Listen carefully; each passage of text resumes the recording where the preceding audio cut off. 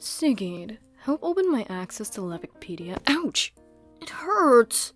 Hell no, you could have done that during lunch break. Oh, please. There's a huge sale. My phone ran out of juice, so I can only log in with my PC. I don't give a shit. What the hell are you doing, Steph? Oh, Mel, tell me, are Sigid and Olive actually dating? Jeez, sticking nose into other people again? Nah, nothing. It's just, it looks like something is going on between them. Just confront them and ask, if you're so keen on it.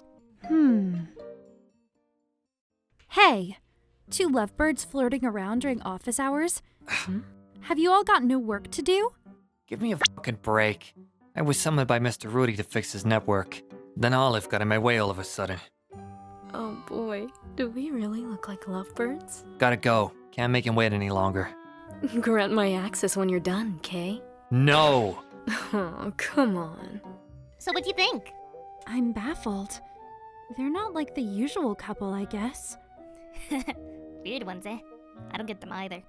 Seriously, just let them be.